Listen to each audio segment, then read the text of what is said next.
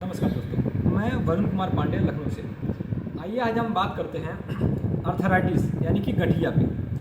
Arthritis पे आज के समय में बात करना इसलिए ज़रूरी हो गया है कि किसी भी एज के लोगों में ये आम बातें हो चुकी हैं और इसके कॉज क्या होते हैं यानी कि होने का कारण क्या होता है, सिम्टम्स क्या होते हैं, लक्षण क्या होते हैं और इसका उपचार क्या है यानी कि इसको हम ठीक कैसे कर सकते हैं। तो इसके बारे में हम आज बात करने वाले हैं। ये हमारी है आज की टॉपिक अर्थराइटिस।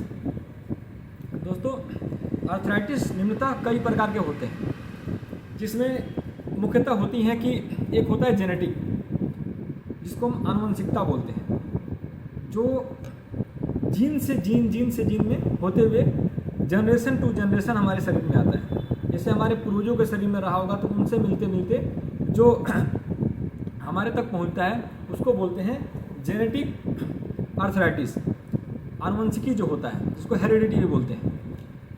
तो सेकंड नंबर पे आता है मोटापा।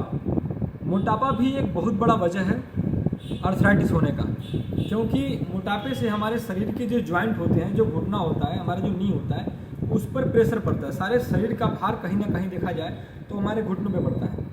उस कारण से भी क्या होता है कि अर्थराइटिस होने की संभावना रहती है, क्योंकि जो दोनों जॉइंट के बीच में हमारे जो सीएनएफ फ्लूइड होते हैं वो कम होने लगता है। उस पर प्रेशर जब ज़्यादा पड़ता है, वजन ज़्यादा पड़ता है तो वो घिसने लगता है और एक समय आने के बाद से वो ख़त्म हो जाता है या कम हो जाता है, तो हमें चलने में दिक्कतें आने लगती हैं, पैरों में सूजन होने लगता है और हम अर्थराइटिस से शिकार हो जाते हैं। तीसरा कंडीशन होता है बढ़ती उम्र। एज फैक्टर भी एक बहुत बड़ा रोल प्ले करता है अर्थराइटिस होने के लिए। जैसे मान लीजिए कि किसी का एज है 55-60 और उनका वजन भी है मान लीजिए 70-80 किलो, तो फिर अर्थराइटिस उनके लिए आम बात है।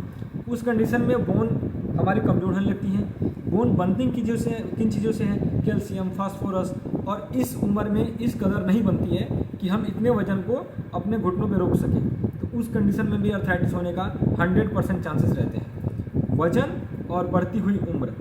इसके अलावा पुरानी चोट, यदि पुरानी कोई चोट लगी है जो हमारे बोन मैरो तक डिस्टर्ब किया है। बोन मैरो जो होती है उसको अस्थि मज्जा बोलते हैं, हमारे जो हड्डियों के अंदर होती है, जहाँ से जिसको हम बोलते हैं कि ओरिजिन ऑफ ब्लड, जहाँ से ब्लड बनना शुरू होता है।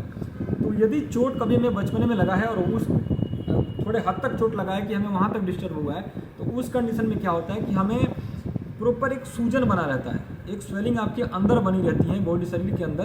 तो उस कंडीशन हमारे जैसे CRP हो गया, जिसको सी रिएक्टिव प्रोटीन बोलते हैं, या फिर ESR हो गया, तो ये सब हाई रहते हैं, ये सब बढ़े रहते हैं ये बॉडी के अंदर, क्योंकि हमारे अंदर कहीं ना कहीं इन्फेक्शन है, कहीं ना कहीं सूजन है। तीसरा होता है auto immune disease. Auto immune disease के बारे में आपने बहुत सुना होगा। उसी में से एक होता है ऑटो इम्यून गठिया जो होता है, ऑटो इम्यून अर्थराइटिस। उस कंडीशन में क्या होता है कि हमारी जो ऑटो इम्यून है, ऑटो इम्यून हमारी खुद हमारे जॉइंटों को लगती हैं वो डेड करने और हमारे जॉइंटों पे हमला कर देती हैं एक तरीके से। तो उस कंडीशन में हमें क्या होता है कि हमें कहीं ना कहीं से मिला नहीं है, ना हमें वजन की वजह से बढ़ता है, ना हमें मोटापे की वजह से बढ़ता है। उस कंडीशन में ऑटो इम्यून में क्या होता है कि हमारी खुद की सेल हमारे जॉइंटों पे हमला करके और उसको डिस्टर्ब करने लगती है, उसको डिस्ट्रॉय करने लगती है। तो उस कंडीशन में हम उसको क्या बोलते हैं?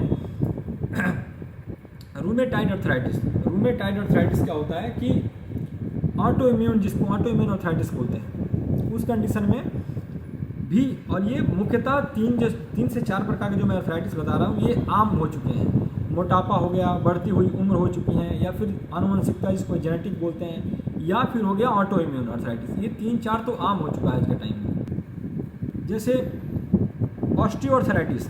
ऑस्टियोआर्थराइटिस इंग्लिश में हम उसको बोलते हैं, जैसे बढ़ती हुई उम्र के साथ जो हमें गठिया होता है उसको हम ऑस्टियोआर्थराइटिस बोलते हैं। इस कंडीशन में क्या होता है कि हड्डियों के बीच में या दो जॉइंटों के बीच में जो गैपिंग होनी चाहिए वो गैप ना होते हैं। वो गैप इसलिए नहीं बन पाती क्योंकि उसमें के अंदर जो केमिकल होते हैं, जो फ्लूइड होती हैं, सीएनएफ फ्लूइड, वो कम होने लगता है, घिसने लगता है। उसको हम इंग्लिश से बोलते हैं ऑस्टियोआर्थराइटिस। ऑस्टियोआर्थराइटिस ज़्यादातर बढ़ती हुई उम्र का एक माना जाता है कि बढ़ती हुई उम्र में हो सकता है। ये कम उम्र के बच्चों में या 25-30 की उम्र में थोड़ा कम होता है या कम चांसेस होते हैं। दूसरा होता है रूमेटाइड अर्थराइटिस। रूमेटाइड अर्थराइटिस अभी मैंने बताया कि वो ऑटो इम्यून डिजीज़ है। ऑटो इम्यून डिजीज़ को ठीक करना थोड़ा मुश्किल होता है, क्योंकि वो हमारे प्रतीक्षा प्रणाली खुद ही अपने आप को डिस्टर्ब करने लगती है, खुद ही हमको ख़राब करने लगती हैं। उस कंडीशन को थोड़ा ठीक करना दिक्कत हो सकता है, उसमें थोड़ा टाइम लगता है, थोड़ा देर तक उसका इलाज करना पड़ता है। तीसरा होता है गठिया, जिसको गॉट बोलते हैं। वो तब होता है जैसे हमारा यूरिक एसिड एक पार्ट है हमारे किडनी का, एक केमिकल्स होते हैं जिसको वेस्ट मटेरियल बोलते हैं, जो हमारे शरीर से बाहर जाता है। तो वो कब बनता है और उसको हम क्या बोलते हैं, जैसे हमारे पैरों की उंगलियों में जो सूजन आ जाती हैं या कहीं जैसे ऐसे सूजन आ जाती हैं, तो इस कंडीशन को हम क्या बोलते हैं, जहाँ ज्वाइंट पे वो फूल जाता है या स्वेलिंग हो जाती है, तो उस अर्थराइटिस को हम बोलते हैं। किसी की उंगली ऐसे पूरा ना मुड़ पाना या पूरा खोलने में भी ऐसे दिखना ऊपर से, उसको हम बोलते हैं गॉट यानी कि गठिया, जो तब बढ़ जाता है जब हमारे शरीर में यूरिक एसिड की मात्रा ज़्यादा बढ़ जाती है। अच्छा, अब यूरिक एसिड क्यों बढ़ जाता है? यूरिक एसिड बढ़ता है, उसका मेन कारण ये है कि हम प्रोटीन ज़्यादा ले रहे हैं। हम नेचर से प्रोटीन ले रहे हैं, बाई सोर्स प्रोटीन ले रहे हैं। तो प्रोटीन ज़्यादा जब शरीर में हो जाती है, तो प्रोटीन हमारा जो होता है वह ब्रेक डाउन किस में होता है? प्रोटीन को ब्रेक डाउन होता है यूरिक एसिड में, सॉरी, प्रोटीन जो होता है वह प्यूरिन में ब्रेक डाउन होता है। और प्यूरिन जो होता है वो एक नाइट्रोजनस बेस होता है, जो हमारे डीएनए और आरएनए तक में पाया जाता है। प्यूरिन नाइट्रोजनस बेस होता है, और प्यूरिन का मुख्य घटक जो होता है जहाँ वो ब्रेक डाउन होता है उसको हम बोलते हैं यूरिक एसिड। तो हमने प्रोटीन लिया, प्रोटीन हमारा ब्रेक डाउन हुआ प्यूरिन में, और प्यूरिन ब्रेक डाउन हो रहा है यूरिक एसिड में। तो इनडायरेक्टली कहीं ना कहीं जैसे हमने प्रोटीन लिया तो हमने यूरिक एसिड बढ़ने का निमंत्रण दे दिया। यूरिक एसिड जब हाई होता है हमारे शरीर में, तो उसको किडनी पे प्रेशर देता है और ज़्यादा से ज़्यादा निकलने की कोशिश करता है, ज़्यादा से ज़्यादा मात्रा में किडनी उसको बाहर करती है, बट वो कहीं ना कहीं जो ज्वाइंट होते हैं वहाँ पे जाके इकट्ठा होने लगता है, और वहीं से फिर शुरू होता है हमारी रूमेटाइड अर्थराइटिस की। अब तीसरा होता है हमारा एंकियोलॉजिक स्पॉन्डिलोलाइटिस। इस कंडीशन को हम क्या बोलते हैं कि रीढ़ की हड्डी, जैसे किसी आदमी को आप जब सीधा खड़ा कराइएगा तो उसकी रीढ़ की हड्डियों में जो छोटे जो हड्डियाँ दिखती हैं वो सीधा नहीं होती बल्कि टेढ़ी होती हैं, उसको हम बोलते हैं एंकियोलॉजिक स्पॉन्डिलोलाइटिस। उस कंडीशन में क्या होता है कि उसको हम व्यायाम या योगा से हम कहीं हद तक उसको सही कर सकते हैं। तो ये मुख्यतः 3 से 4 प्रकार की होती हैं जो अर्थराइटिस होती हैं। इसमें सबसे ज़्यादा जो कंडीशन वाली होती हैं वो एक तो ये होती है स्पॉन्डिलाइटिस वाली, दूसरी होती है हमारी ऑटोइम्यून वाली, वो भी थोड़ा टाइम लगता है ठीक होने में। बाकी प्रोटीन कम करके हम जैसे प्रोटीन कम खाएं तो हम उसको गठिया जो हमारी गॉट होता है उस अर्थराइटिस को कहीं हद तक ठीक कर सकते हैं बिना दवाओं के, क्योंकि ये कहीं ना कहीं इंडायरेक्ट उसका रीजन होता है कि हमने प्रोटीन ज़्यादा इंटेक किया है, तो फिर प्यूरिन बनेगा, प्यूरिन जब बनेगा तो यूरिक एसिड में ब्रेकडाउन होगा, यूरिक एसिड बढ़ेगा। सेकंड नंबर हमें ध्यान देना चाहिए सबसे ज़्यादा कि हम इसको कम कैसे करें। अभी तक तो मैंने बताया कितने प्रकार के होते हैं, कैसे होता है शरीर में ये, लेकिन अब एक पॉइंट आता है कि यदि मान लीजिए किसी को हो गया है अपने जानने में, या फिर हमें खुद ही किसी को यदि हो गया है अर्थराइटिस पता चल जाता है, तो उस कंडीशन में क्या करें, कैसे उसको हम कोशिश करें कि दवाओं के माध्यम से तो हो ही रहा है, अपने माध्यम से भी कैसे हम उसको कम करें। उस कंडीशन में सबसे पहला फर्स्ट ऑफ ऑल जो हमारी सबसे पहले जो होना चाहिए कम करने का जो जरिया वो होता है वज़न कम करके। वज़न एक बहुत बड़ा रोल प्ले करता है। सबसे शुरू में ही मैंने बताया था कि वज़न कम करके हम क्या कर सकते हैं कि अपना अर्थराइटिस बहुत हद तक कंट्रोल कर सकते हैं। यह बात बाकायदा प्रूफ है, और ये जितने भी डॉक्टर होते हैं जहाँ भी आप जाएंगे वो आपको जरूर सलाह देंगे वज़न कम करना। इसका डायरेक्ट फॉर्म में हम यदि हम बात करें तो वज़न हमारा बढ़ा, उसका सारा भार कहाँ जाता है, हमारे घुटनों पे, और हमारा घुटना ऑलरेडी ख़राब है क्योंकि हमें अर्थराइटिस है।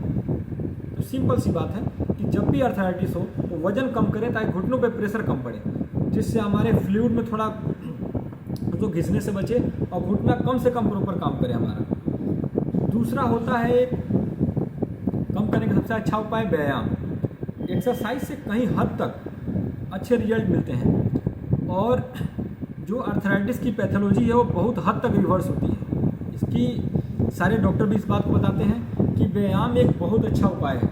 दवाओं के माध्यम से जितना हो सकता है, लेकिन जैसे एंकियोलॉजिक स्पॉन्डिलाइटिस में क्या होता है कि उसमें टोटली वर्क होता है हमारे व्यायाम का। यदि हमारा व्यायाम सुनिश्चित रहे और दिनचर्या में हमने अपने व्यायाम को डाल लिया तो कहीं हद तक हमें बहुत ज़्यादा आराम मिलता है उस कंडीशन में। दूसरा, कोशिश हम ये करें कि एक रूटीन फॉलो करें और एक रूटीन चार्ट बना लें, हम अपने डाइट चार्ट बना लें। उसमें हम ये कोशिश करें कि जितना कम हो सके हम प्रोटीन लें, क्योंकि जब भी हम प्रोटीन इंटेक करते हैं तो वो प्रोटीन हमारा प्यूरिन बेस जो नाइट्रोजनस बेस होता है प्यूरिन में डिवाइड होता है, और प्यूरिन हमारा कहीं ना कहीं जा करके यूरिक एसिड में डिवाइड होता है, और यूरिक एसिड बढ़ने का मतलब 110% आपका अर्थराइटिस आपको आने वाली है, अर्थराइटिस आपको होने वाली है, क्योंकि ये बहुत बड़ा रीज़न है। तो तुरंत पहले वजन कम करें, और उसके साथ साथ हम कोशिश ये करें कि प्रोटीन लेना बंद करें। आप हफ्ते 2 हफ्ते में देखेंगे कि बहुत रिलीफ मिलता है, दवाओं के बिना भी बहुत रिलीफ मिलता है इन चीज़ों से, क्योंकि ये कहीं ना कहीं डिपेंड करते हैं हमारे रूटीन पे कि हम क्या खा रहे हैं, कैसे रह रहे हैं, व्यायाम कितना टाइम कर रहे हैं, कितना देर तक सो रहे हैं, इस पर बहुत हद तक हमारी शरीर डिपेंड करती है। इसके बावजूद भी यदि आपका अर्थराइटिस सही नहीं हो रहा, आपको लग रहा है कि दर्द बना हुआ है, तो देर ना करें।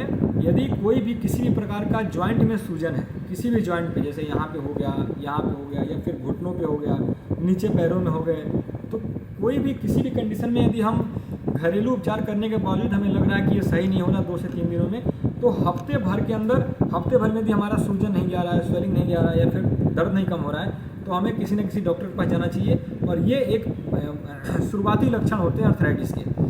तो यदि ये लक्षण हमें दिखता है और ये 4 से 5 दिन, 6 दिन, 7 दिन लास्ट यदि हमें ऐसे ही बना, सेम टू सेम बना रहता है, ये सब करने के बावजूद भी नहीं जाता है, तो सबसे पहले हमें किसी अच्छे डॉक्टर के पास जाना चाहिए और वो जाके अपनी ये लक्षण दिखानी चाहिए, क्योंकि आप अर्थराइटिस की तरफ जा सकते हैं। अर्थराइटिस के ये लक्षण होते हैं शुरुआती।